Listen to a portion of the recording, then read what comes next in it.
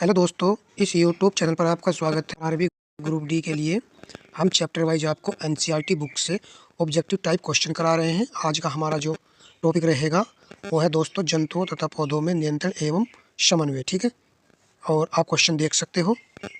बहुत ही अच्छे क्वेश्चन है, एनसीईआरटी लेवल के हैं, जो कि ग्रुप डी में पूछे जाते हैं। एक न्यूरॉन के एक्सॉन के अंतिम छोर की शाखाओं तथा दूसरे न्यूरॉन के डेंड्राइट्स के बीच का संबंध कहलाता है। बीच का संबंध क्या कहलाता है? इसको कहा जाता है सिनेप्सिस। सेकंड वाला ऑप्शन यहाँ पर राइट आंसर है। रेनवियर का नोड कहाँ स्थित होता है? रेनवियर का नोड कहाँ स्थित होता है? तो ये स्थित होता है एक्सॉन पर। नेक्स्ट प्रश्न, मस्तिष्क की टेम्पोरल पाली किस कार्य में सहायक होती है? स्पर्श, श्रवण, दृश्य संवेदनाओं, पेशी नियंत्रण। तो तीसरे का राइट आंसर होगा ऑप्शन सेकंड वाला सही है, श्रवण। मस्तिष्क की टेम्पोरल पाली श्रवण कार्य में सहायक होती है। नेक्स्ट, मनुष्य के मस्तिष्क का कौन सा भाग सर्वाधिक विकसित होता है? तो मनुष्य का सर्वाधिक विकसित भाग होता है सेरिबरम, अग्र मस्तिष्क। पहला विकल्प यहाँ पर सही है। संतुलन बनाने के लिए सेरिबेलम मस्तिष्क काम में आता है। ठीक है, नेक्स्ट प्रश्न पर आ जाते हैं। मेडुला ओब्लांगेटा नियंत्रण करता है, मस्तिष्क का भाग है, पश्च मस्तिष्क का भाग है ये। तो ये नियंत्रण करता है सभी अनैच्छिक क्रियाओं पर, यह नियंत्रण करता है सभी अनैच्छिक कार्यों का, ये नियंत्रण करने वाला होता है मेडुला ओब्लांगेटा। इंपॉर्टेंट क्वेश्चन है। प्रतिवर्ती चाप में किस क्रम में विन्यास सही है?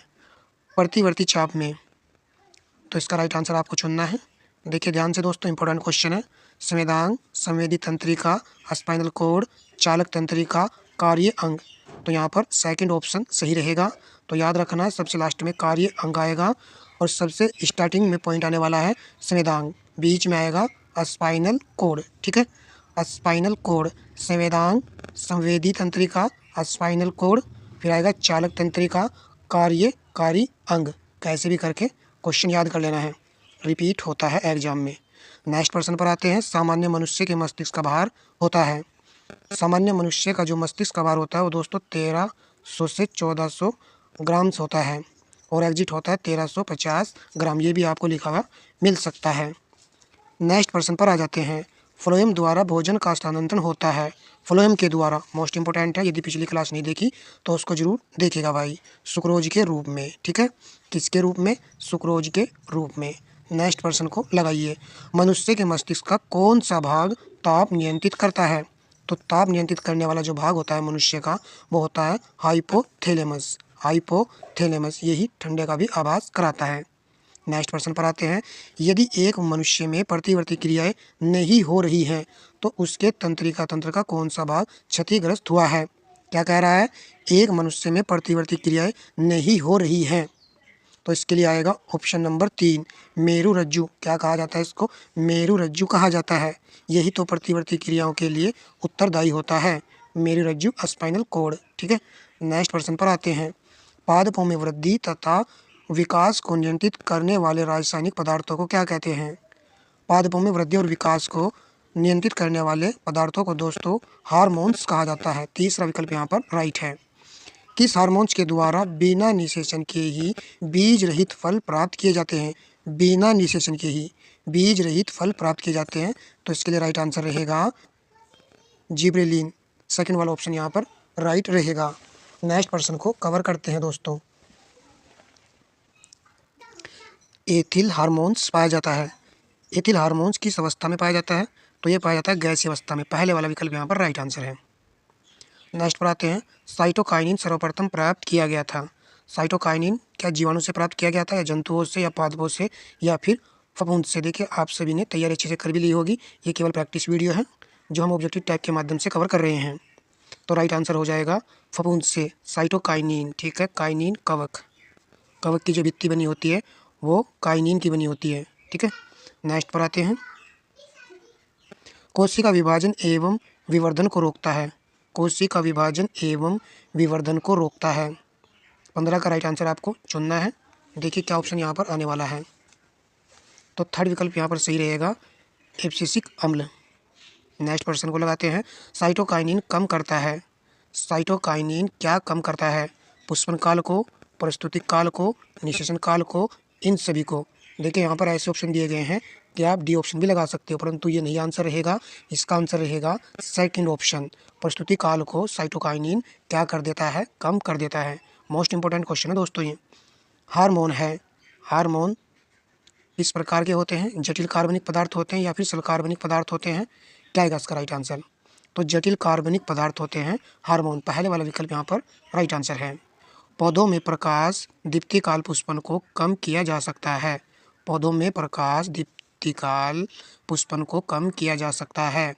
तो ये किया जाता है जिब्रेलिन से, यानी जिब्रेलिन के माध्यम से। नेक्स्ट पर आते हैं। एथिलीन के प्रयोग से पौधों में वृद्धि होती है। एथिलीन के प्रयोग से पौधों में वृद्धि होती है। तो ये होती है मादा पुष्पों की। मादा पुष्पों की वृद्धि होती है। हार्मोन के संबंध में सही कथन है। हार्मोन के संबंध में, तो हार्मोन के लिए राइट आंसर होगा फोर्थ विकल्प। एक जाति के जीवों में बने हार्मोन्स दूसरी जाति के जीवों में भी कार्य करते हैं। मोस्ट इंपॉर्टेंट फैक्टर क्वेश्चन है ये। क्वेश्चन नंबर लगाते हैं हम 21। देखिए हाई स्कूल की ये एनसीईआरटी से क्वेश्चन लिए हैं मैंने। किस हार्मोन्स की अधिकता से अस्थियां कोमल तथा टेढ़ी हो जाती हैं? वो कौन सा हार्मोन्स है? तो इसका राइट आंसर रहेगा पैराथॉर्मोन। पैराथॉर्मोन है जिससे अस्थियां कोमल तथा टेढ़ी हो जाती हैं इसकी अधिकता से। इंपॉर्टेंट है ये भी क्वेश्चन। किस हार्मोन्स की कमी से मधुमेह रोग हो जाता है? ये वेरी इजी है। तो यहाँ पर राइट आंसर पहला विकल्प ही रहेगा इंसुलिन। नेक्स्ट पर्सन को लगाइए। वर्षण तथा अंडाशय की वृद्धि को प्रभावित करने वाला हार्मोन्स कौन सा है? वर्षण, टेस्टेज, बताइए कौन सा आएगा इसके लिए आंसर? इसका राइट आंसर होगा तीसरे वाला विकल्प फॉलिकल स्टिमुलेटिंग हार्मोन्स, क्योंकि यहाँ पर वर्षण के साथ में अंडाशय की वृद्धि को भी प्रभावित करने वाला ये हार्मोन्स है। दोनों एक साथ दिए गए हैं तो आंसर हो जाएगा तीसरा विकल्प। TSH का पूरा नाम क्या है? तो इसका पूरा नाम आप सभी जानते ही हैं। राइट आंसर होगा पहला विकल्प thyroxine stimulating hormones. Next, oxytocin का स्त्रावण कहाँ से होता है? ऑक्सीटोसिन, इसका स्त्रावण दोस्तों होता है पिट्यूटरी ग्रंथि से। नेक्स्ट पर्सन, कैल्शियम व फास्फोरस उपापचय का नियंत्रण करने वाला हार्मोन कहाँ से स्रावित होता है? तो कैल्शियम व फास्फोरस उपापचय का नियंत्रण करने वाला हार्मोन्स होता है पैराथायरॉइड। पैराथायरॉइड याद कर लीजिए, इंपॉर्टेंट है। वृद्धि हार्मोन्स है। वृद्धि हार्मोन्स है, आंसर होगा STH। नेक्स्ट, किसी सामान्य व्यक्ति को एड्रेनलिन का इंजेक्शन लगा दिया जाता है तो उसके हृदय की क्या होगी? गति बढ़ जाती है, संकुचन रुक जाएगा, गति पहले बढ़ जाएगी बाद में सामान्य हो जाएगी, गति दर अस्थायी रूप से बढ़ जाएगी। आप जो है बड़ा समझ करके तीसरा विकल्प मत चुनिएगा। इसका राइट आंसर हो जाएगा पहला विकल्प, गति दर जो है बढ़ जाएगी। नेक्स्ट, पीयूष हार्मोन्स में से किसका स्राव हाइपोथैलेमस के द्वारा किया जाता है? तो इसका भी आंसर आपको याद रखना है। फोर्थ विकल्प यहाँ पर सही रहेगा LT, ACTH और TSH। ठीक है। ल्यूटेनाइटिंग हार्मोन्स वृद्धि कार्टिकोट्राइपिन और थायरोट्रोपिन। नेक्स्ट, निम्नलिखित में से किस जोड़े में एक देह भाग और उससे निकलने वाला हार्मोन्स का सही जोड़ा है? आंसर होगा सेकंड विकल्प, अंगनाशय की अल्फा कोशिकाएं गुल्केगोन। ठीक है, याद रख लीजिए। नेक्स्ट पर आते हैं। वर्षण तथा अंडाशय की वृद्धि को प्रभावित करने वाला हार्मोन्स कौन सा है? तो 31 का राइट आंसर रहेगा मेलेटोनिन। वर्षण और अंडाशय एक साथ दिया गया है तो वृद्धि करने वाला हार्मोन्स होता है मेलेटोनिन। नेक्स्ट पर आते हैं। स्त्री में यौन आरंभ हो जाता है। स्त्री में यौन आरंभ जो हो जाता है वो 11 से 14 वर्ष की आयु में हो जाता है, और बालकों में यदि पूछा जाए 15 से 18 वर्ष, दोनों को याद रखना है। नेक्स्ट पर आते हैं। आर्तव चक्र का नियमन किस ग्रंथि के हार्मोन्स द्वारा होता है? आर्तव चक्र का नियमन किस ग्रंथि के द्वारा होता है? तो राइट आंसर हो जाएगा सेकंड विकल्प, पिट्यूटरी ग्रंथि के द्वारा। ठीक है। केवल नर में पाई जाने वाली ग्रंथि कौन सी है? तो नर में केवल पाई जाने वाली ग्रंथि है प्रोस्टेट। नेक्स्ट, वह अंतःस्रावी ग्रंथि जो मनुष्य के मस्तिष्क में पाई जाती है। अंतःस्रावित ग्रंथि है, मनुष्य के मस्तिष्क में पाई जाती है। तो राइट आंसर होगा फोर्थ विकल्प पीयूष ग्रंथि। नेक्स्ट प्रश्न को देखते हैं। निम्नलिखित में से कौन मनुष्य के लार में पाया जाता है? तो मनुष्य के लार में पाया जाता है टोलिन नामक एंजाइम। तो यहाँ पर पहला विकल्प सही है। नेक्स्ट प्रश्न, एंजाइम रेनिन स्रावित होती है, कहाँ से ये स्रावित होता है ये आपको बताना है। जठर ग्रंथियों से। तो यहाँ पर तीसरा विकल्प सही है। नेक्स्ट पर आते हैं। अनिषेक फलन बीज रहित फलन को प्रोत्साहित करता है। बीज रहित की ये बात कर रहा है। राइट आंसर होगा ऑक्सिन। ऑक्सिन।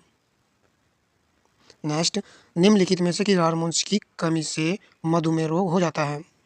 तो ये किस हार्मोन्स की कमी से होता है? इंसुलिन। सेकंड विकल्प यहाँ पर सही है। नेक्स्ट पर आते हैं। पीयूष ग्रंथि पाई जाती है। तो पीयूष ग्रंथि मस्तिष्क में पाई जाती है, परंतु मस्तिष्क के अधर तल पर या मस्तिष्क के पृष्ठ तल पर। ऐसे ही प्रश्न एनसीईआरटी बेस बनते हैं और एग्जामिनर पूछता है। राइट आंसर होगा पहला विकल्प यहाँ पर मस्तिष्क के अधर तल पर पाई जाती है पीयूष ग्रंथि, जिसको मास्टर ग्रंथि कहा जाता है। कौन सा पादप हार्मोन्स कोशिका विभाजन में सहायक है? तो कोशिका विभाजन में जो सहायक होता है साइटोकाइनिन। पहला विकल्प यहाँ पर राइट आंसर रहेगा। नेक्स्ट प्रश्न को देखते हैं। हार्मोन्स इंसुलिन बनता है, तो इंसुलिन कहाँ पर बनता है? अंगनाशय द्वारा। ठीक है, यहाँ पर तीसरा विकल्प सही है। और उस हार्मोन्स का नाम लिखिए जिसका उपयोग बिना निषेचन के बीज रहित फल प्राप्त करने में किया जाता है। बिना निषेचन के बीज रहित फल प्राप्त करने में किया जाता है, उस हार्मोन्स का नाम हमको बताना है। 43 का राइट आंसर रहेगा तीसरा विकल्प जिब्रेलिन। क्या रहेगा इसका आंसर? जिब्रेलिन रहेगा। इंपॉर्टेंट क्वेश्चन ये भी। यदि अभी तक आपने वीडियो को लाइक नहीं किया तो आपसे रिक्वेस्ट है कि वीडियो को लाइक अवश्य कीजिएगा। एनसीईआरटी बेस्ड क्वेश्चन आपको टॉपिक वाइज में उपलब्ध कराता रहूँगा। जिनका भी आगे एग्जाम है निश्चित ही सफलता आपको मिलने वाली है। हार्मोन क्या है? हार्मोन एक प्रकार का प्रोटीन है। नेक्स्ट, केवल नर में पाई जाने वाली ग्रंथि है। तो नर में पाई जाने वाली ग्रंथि कौन सी होती है? प्रोस्टेट। पहला विकल्प यहाँ पर सही है। इंपॉर्टेंट क्वेश्चन है। पतझड़ से संबंधित हार्मोन्स होता है। पतझड़ से संबंधित हार्मोन्स कौन सा है? तो किसकी कमी से पतझड़ होता है? उस हार्मोन का नाम बताना है। ऑक्सिन। पहला विकल्प यहाँ पर सही है। पिट्यूटरी ग्रंथि के पक्षपाली से निकलने वाला हार्मोन्स कौन सा है? पिट्यूटरी ग्रंथि के पक्षपाली से निकलने वाला हार्मोन्स कौन सा है? तो इस हार्मोन्स का नाम है एडिनो कार्टिकोट्रोपिक। डी विकल्प यहाँ पर सही है। आरआरबी ग्रुप डी में टॉपिक विद्युत से 2 से 3 प्रश्न पूछे जा रहे हैं। जिनका भी आने वाली शिफ्टों में आरआरबी ग्रुप डी का एग्ज़ाम है उनके 2 से 3 प्रश्न पक्के हो जाएंगे। इस चैप्टर से इस टॉपिक से दोस्तों 100% क्वेश्चन बन रहे हैं। प्रश्न नंबर आप यहाँ पर देख सकते हो। स्टार्टिंग का प्रश्न जो दिया गया है वो दिया गया है विद्युत सामर्थ्य पी का सूत्र। ये बहुत इंपॉर्टेंट सूत्र है जो कि एग्जाम में बनता ही बनता है। विद्युत सामर्थ्य पी का जो सूत्र होता है वो होता है पी बराबर वी आई। इससे जो है न्यूमेरिकल टाइप क्वेश्चन भी बन रहे हैं, इसको याद कर लेना है दोस्तों। प्रश्न नंबर नेक्स्ट है। निम्नलिखित में से कौन सा पद परिपथ में विद्युत शक्ति को प्रदर्शित नहीं करता है? देखिए, क्या आपने नहीं देखा है कि इससे प्रश्न नहीं बन रहा है? बन रहा है। तो विद्युत शक्ति को प्रदर्शित नहीं करता है आई आर स्क्वायर, जबकि ये अन्य सभी करते हैं। इसी सूत्र से बने हैं सभी। पी बराबर वी आई से ये बने हैं और वी बराबर क्या होता है? आई स्क्वायर आई आर होता है। वी बराबर आई आर होता है। चलिए नेक्स्ट प्रश्न को कवर करते हैं। एक अश्व शक्ति का मान वाट में होगा, तो 746 वाट होता है। ऑप्शन थर्ड वाला यहाँ पर सही रहेगा। नेक्स्ट प्रश्न को कवर कर लीजिए। एक विद्युत हीटर की सामर्थ्य 0.5 किलोवाट है। 20 मिनट तक उपयोग में लाया गया उत्पन्न ऊष्मा का मान क्या होगा? मोस्ट इम्पोर्टेंट क्वेश्चन है ये। तो आपको उत्पन्न ऊष्मा का मान निकालना है, तो निकाल लीजिए दोस्तों। यहाँ पर दिया गया 0.5 किलोवाट। तो किलोवाट को दोस्तों वाट में कन्वर्ट करना पड़ेगा। तो यहाँ पर 10 की पावर 3 से गुना कर लीजिए। फिर आप जो है 20 की गुना कीजिए, परंतु यहाँ पर मिनट में दिया गया है, वैल्यू आपकी सेकंड में होनी चाहिए। तो 60 से यहाँ पर मल्टीप्लाई आपको करना पड़ेगा। आप गुना कीजिए, 6 दूनी 12 होता है, 12 पंजे 60 होता है। 0.1 अंक के बाद लग रही तो आप यहाँ पर 0.1 अंक के बाद लगा लीजिए। यहाँ 10 की पावर 3 थी और 2 जीरो यहाँ पर ये ऐड हो जाएंगी, 10 की पावर 5 हो जाएगा। तो इसका जो यूनिट होती है वो जूल होती है। तो राइट आंसर हो जाएगा आपका पहला ऑप्शन 6 गुना 10 की पावर 5 जूल। मोस्ट इम्पोर्टेंट ये क्वेश्चन है। प्रश्न नंबर नेक्स्ट है, किलोवाट घंटा किसका मात्रक है? तो ये ऊर्जा का मात्रक होता है। थर्ड विकल्प यहाँ पर राइट आंसर है। नेक्स्ट पर आते हैं, विद्युत ऊर्जा का मात्रक क्या है? तो विद्युत ऊर्जा का मात्रक किलोवाट घंटा होता है। फोर्थ विकल्प यहाँ पर राइट आंसर है। प्रश्न नंबर आपका नेक्स्ट है, विद्युत ऊर्जा का मात्रक। यहाँ पर विद्युत ऊर्जा का मात्रक पूछा गया है, तो यहाँ पर राइट आंसर होगा तीसरा विकल्प। यदि आपने तीसरा विकल्प चुना है तो सही है। तो विद्युत ऊर्जा का मात्रक, इसका जो सूत्र होता है दोस्तों, क्या होता है? क्या आप जानते हैं? देखिए, विद्युत ऊर्जा को P से प्रेजेंट कर लेते हैं, तो यहाँ पर होता है W/T। और W कार्य है, कार्य को जूल में व्यक्त किया जाता है। T जो है इसको सेकंड में व्यक्त किया जाता है। जूल पर सेकंड या फिर वाट कह लीजिए दोस्तों, यही इसका मात्रक है, यानी कि यूनिट है। नेक्स्ट प्रश्न पर आते हैं, बिजली के घरेलू उपयोग के लिए मूल्य 2 रुपये 30 पैसे प्रति यूनिट है, तो यह यूनिट होगी। तो बिजली की जो यूनिट है वो किस में व्यक्त की जाती है? किलोवाट घंटा में। तो यहाँ पर आपके प्रश्न का डी विकल्प राइट आंसर था। नेक्स्ट प्रश्न, 1 किलोवाट घंटा में जूल की संख्या होगी, तो कितनी होती है? 3.6 गुना 10 की पावर 6। तो राइट आंसर होगा आपका फोर्थ विकल्प। नेक्स्ट प्रश्न देखिए, 1 इलेक्ट्रॉन वोल्ट तुल्य है, किसके तुल्य होता है? क्या पहला विकल्प आएगा या फिर फोर्थ विकल्प इस प्रश्न का आएगा? यदि आपने पहला विकल्प चुना है तो ये सही है। 1.6 गुना 10 की पावर -19 जूल होता है, 1 इलेक्ट्रॉन वोल्ट के बराबर होता है। ओम मात्रक है, तो हम सभी जानते हैं कि प्रतिरोध का मात्रक क्या होता है? ओम होता है। नेक्स्ट पर आते हैं, 39 में भी यही पूछा गया है, बिजली के घरेलू उपयोग के लिए इतने रुपये प्रति यूनिट है, तो यूनिट क्या होगी? 1 किलोवाट घंटा होगी। तो 39 का आंसर हो जाएगा फोर्थ विकल्प। नेक्स्ट प्रश्न पर आते हैं, एक विद्युत बल्ब पर 12 वोल्ट एवं 30 वाट लिखा है, तो इसमें प्रवाहित होने वाली धारा होगी। तो फॉर्मूला भी मैंने बताया था, P बराबर VI होता है ना दोस्तों, इसी पे आधारित ये क्वेश्चन है। तो आपको जो है 12 वोल्ट दिया गया है, यानी V आपको दिया गया है 12 वोल्ट, तो यहाँ पर 12 रख दीजिए। और P आपको दिया गया है 30 वाट, तो 30 यहाँ पर रख दीजिए। I आपको निकाल लेना है, तो I निकालेंगे दोस्तों 30/12, 12 दूनी 24 पॉइंट लगाइए और 12 पंजे 60 हो जाएगा, यानी कि I की वैल्यू हो जाएगी आपकी 2.5 एम्पियर। तो यहाँ पर सेकंड विकल्प आपके प्रश्न का राइट आंसर है। चलिए प्रश्न नंबर देखते हैं 41। यहाँ पर एक विद्युत बल्ब पर 750 वोल्ट एवं 100 वाट अंकित है, तो तंतु का प्रतिरोध आपको बताना है। तो दोस्तों आप इसको निकाल सकते हो। निकालने के लिए क्या सूत्र लगेगा? तो दोस्तों R के पदों में सूत्र लगेगा आपका। R बराबर क्या होता है दोस्तों? V² अपॉन आपका हो जाएगा P, ये होता है। ये सभी फार्मूले P बराबर VI से ही बने हैं। और इसका क्या होता है? V बराबर होता है IR, ठीक है। इसी से ये फॉर्मूले कन्वर्ट होकर के बने हैं, ठीक है।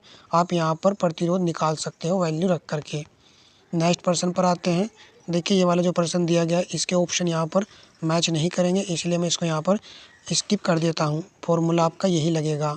प्रश्न नंबर 43 है, एक बल्ब 200 वोल्ट के स्रोत से जलने पर 1 एम्पियर की धारा लेता है। बल्ब की शक्ति आपको बतानी है। तो शक्ति आपको बतानी है तो क्या होगा? P बराबर VI होगा।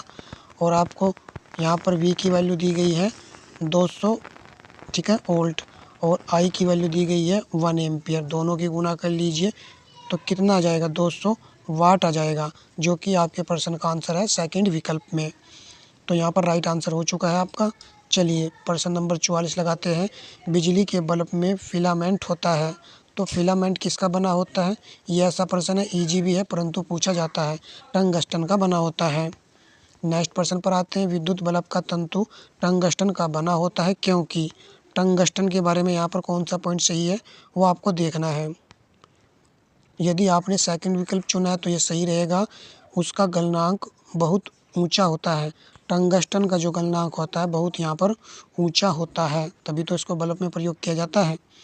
हीटर का तार उस पदार्थ का बनाना चाहिए जिसका हीटर का तार उस पदार्थ का बनाना चाहिए जिसका विशिष्ट प्रतिरोध अधिक हो, गलनांक ऊंचा हो। क्या ये सही रहेगा? या फिर विशिष्ट प्रतिरोध अधिक हो, गलनांक नीचा हो? तो दोस्तों यदि आपने पहला विकल्प चुना है तो बिल्कुल आपकी तैयारी सही है, क्योंकि यहाँ पर हीटर के तार का प्रतिरोध अधिक होना चाहिए और गलनांक भी उच्च होना चाहिए, यही इसके लिए कंडीशन सेट बैठती है। प्रश्न नंबर आपका 47 है। हीटर का तार बना होता है, हीटर में जो तार लगता है वो नाइक्रोम का बना होता है, तो यहाँ पर थर्ड विकल्प राइट आंसर है। प्रश्न नंबर आपका 48 है। एक चालक में 2 एम्पीयर की धारा 10 वोल्ट पर 1 मिनट तक प्रवाहित की गई, तार में वह हुई विद्युत ऊर्जा का मान क्या होगा? इसकी वैल्यू आपको निकालनी है, सीधी सीधी आप गुना कर लीजिए। ठीक है, क्या करेंगे, 2 एम्पीयर दिया गया है, 10 वोल्ट दिया गया है, 1 मिनट दिया गया है। मिनट को आपको सेकंड में कन्वर्ट करना पड़ेगा, क्योंकि यहाँ पर जूल दिया गया है सभी में। तो आप गुना करेंगे, कितना हो जाएगा, 2 छक्की 12 हो जाएगा, डबल जीरो लगा दीजिए, तो आंसर बन जाएगा आपका जूल में आ जाएगा आंसर। तो फोर्थ विकल्प यहाँ पर राइट आंसर है।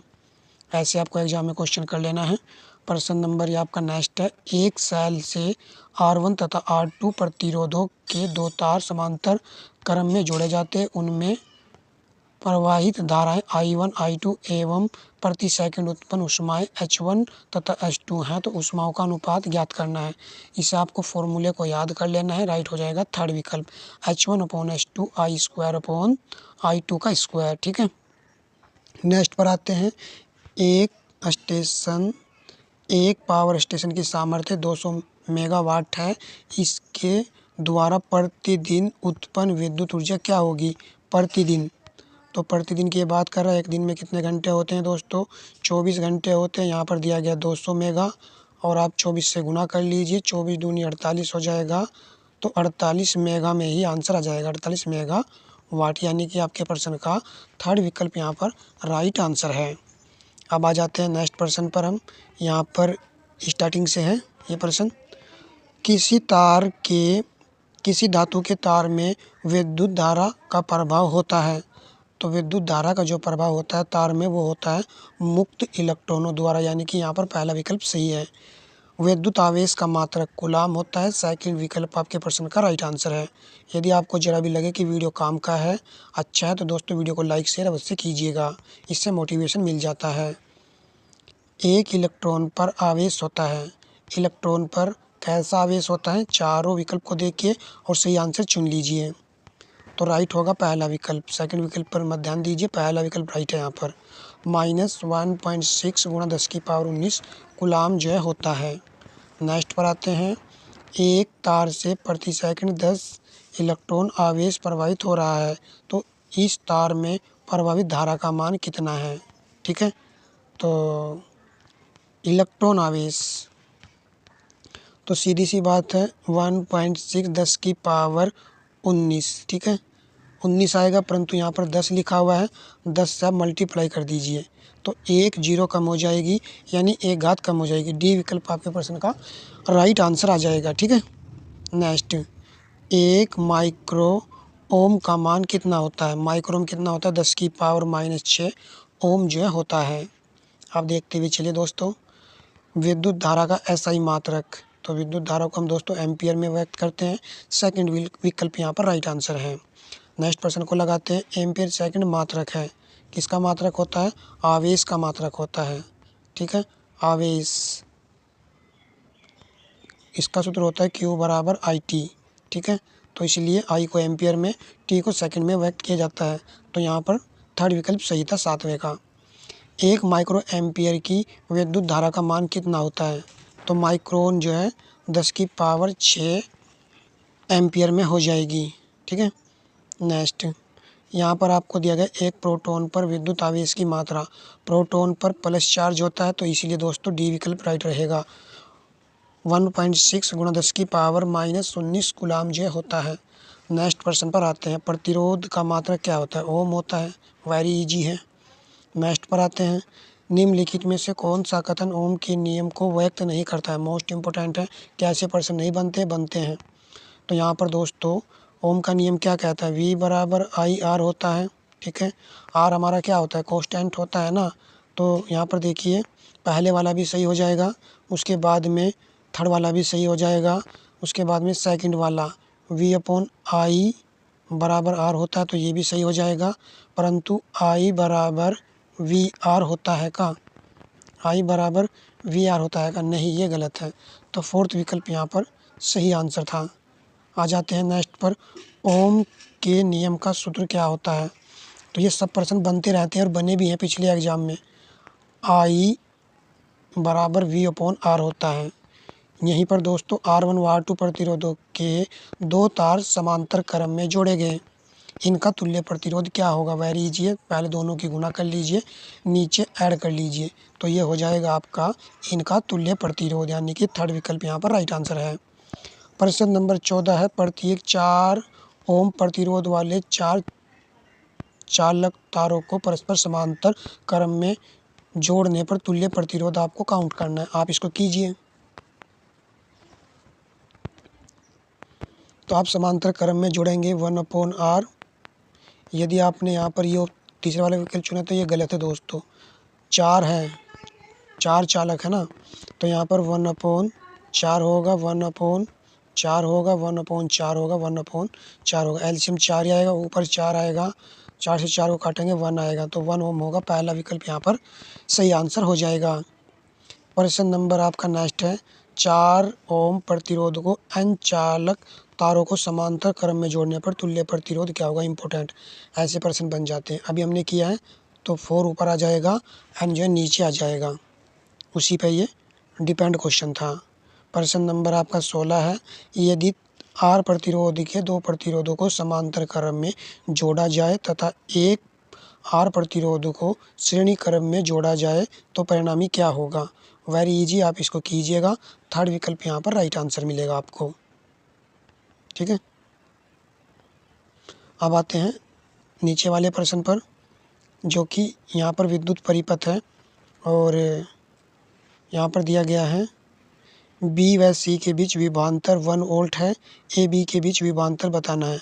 यानी कि ये वाला ए और ये वाला बी के बीच में विभवांतर बताना है, और यहाँ पर बी से सी तक जो है 1 वोल्ट दिया गया है। तो आप यहाँ पर निकाल सकते हो, V बराबर आई आर से निकाल लीजिए। तो यहाँ पर 1 वोल्ट है और 1 ओम, आई का मान कितना हो जाएगा? 1 हो जाएगा। फिर यहाँ आपको V निकालना है, तो आई का 1 हो जाएगा, और यहाँ पर V का 2 ओम दिया गया है, R का 2 ओम दिया गया है, तो 2 से गुना कर लीजिए, V बराबर 2 वोल्ट हो जाएगा ना। पहला विकल्प यहाँ पर राइट आंसर है। एक अच्छा क्वेश्चन था ये भी, तो 17 का फर्स्ट है दोस्तों। तो इस तरीके से दोस्तों हमने यहाँ पर कुछ इंपॉर्टेंट क्वेश्चन कवर कर लिए हैं। यदि आपको ज़रा भी लगा है कि सेशन काम का है तो वीडियो को दोस्तों लाइक शेयर अवश्य कर दीजिएगा। धन्यवाद दोस्तों।